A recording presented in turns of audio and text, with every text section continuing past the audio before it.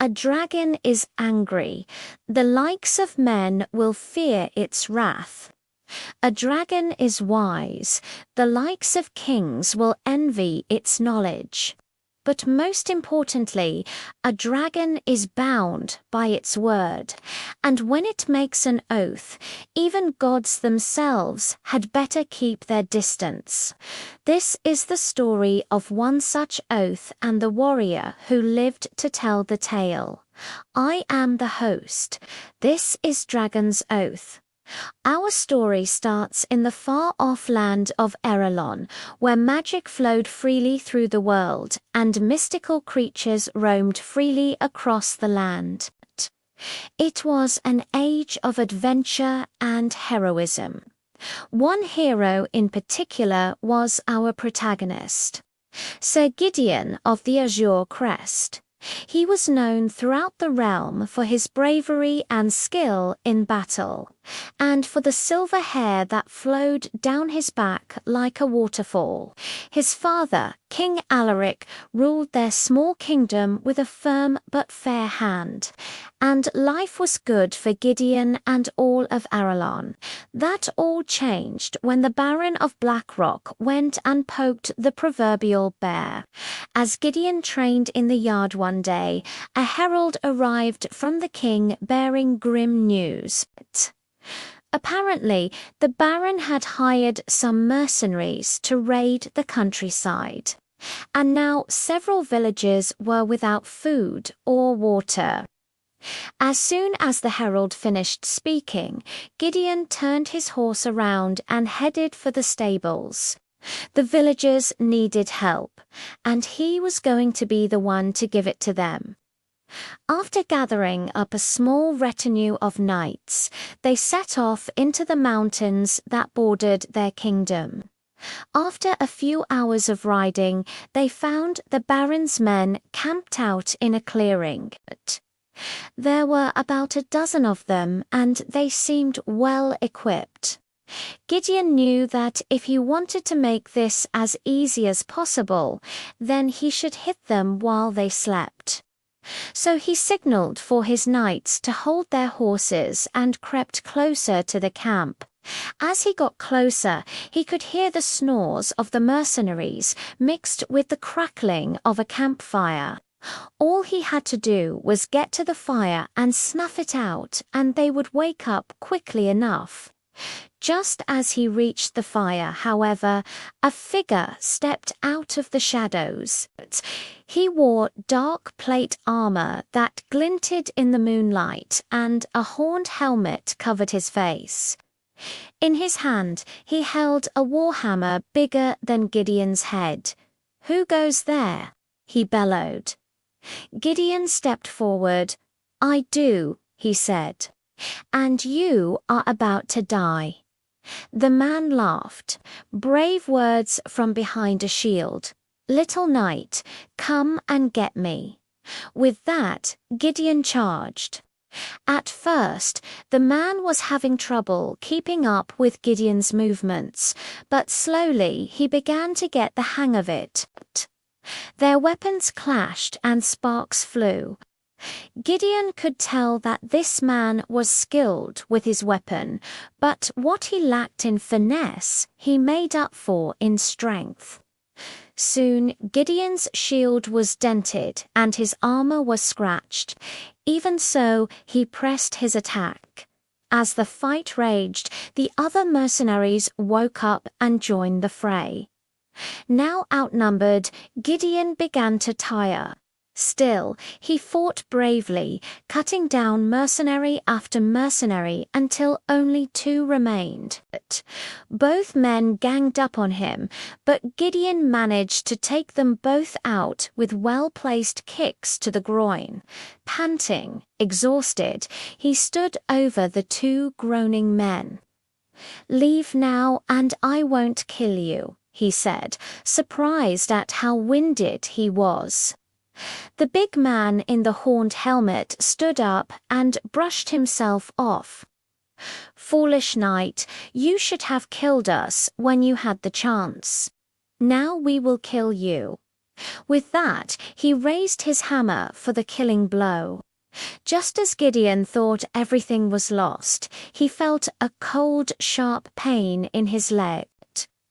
Turning his head, he saw one of the mercenaries holding a dagger dripping with venom.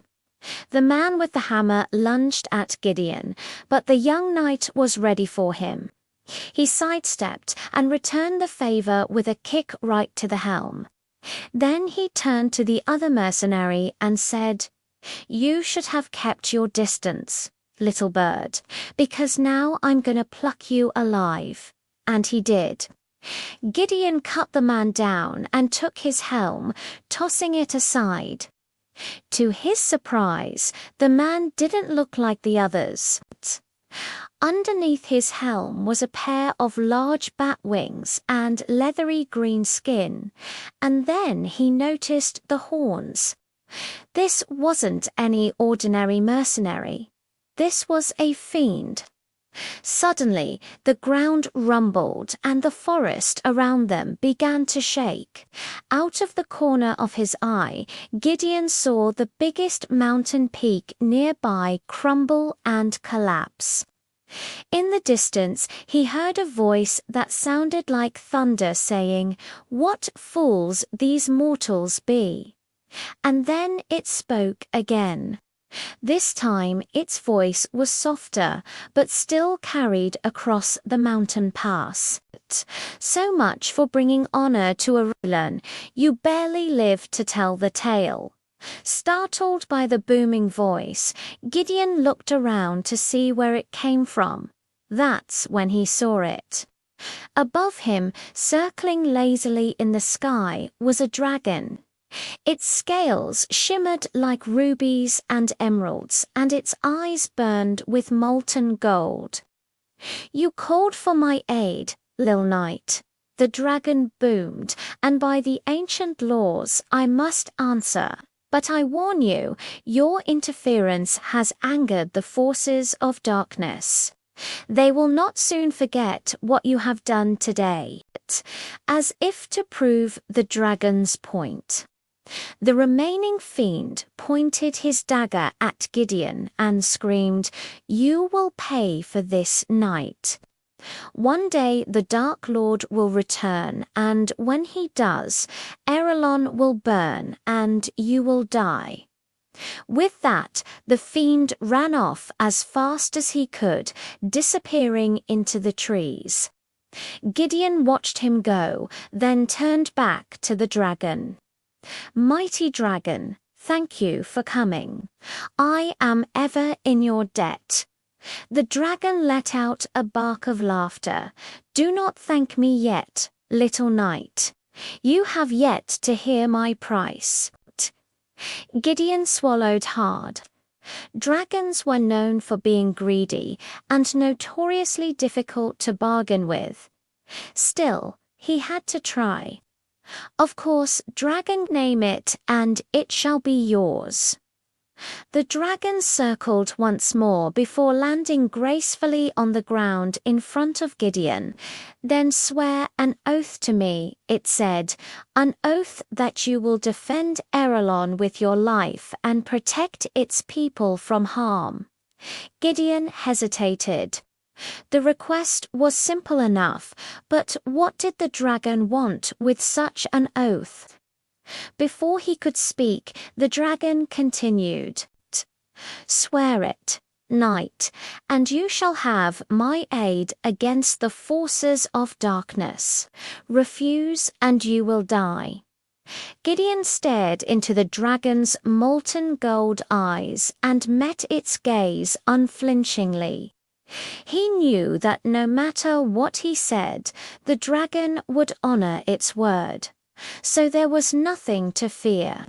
With that, he held out his hand and swore an oath to protect Erelon and its people. The dragon reached out and took Gideon's hand in its claws.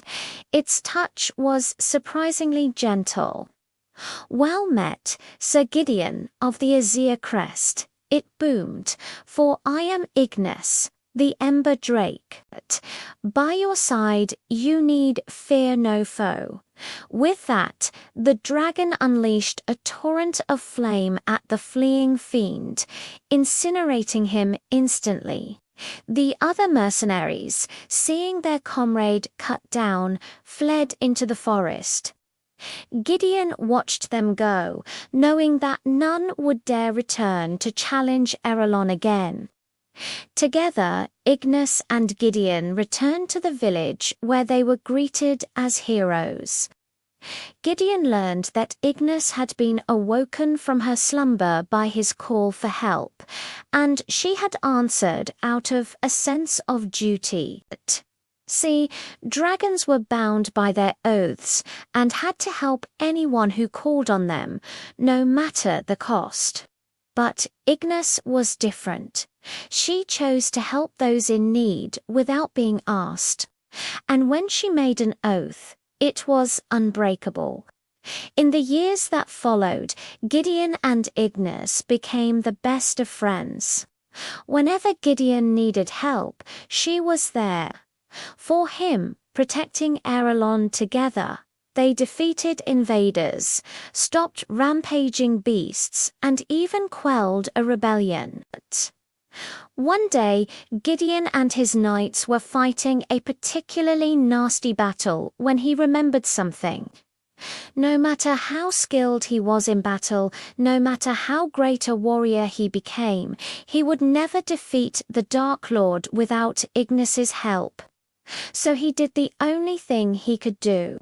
He cried out to the skies, "Ignis, I call on you by our oath. Come and help me." She answered his call and swooped down from the sky just in the nick of time, turning the tide of battle. And thus, thanks to the power of friendship and the might of a dragon, Erelon was saved. For more adventures involving brave knights and magnificent dragons, stay tuned.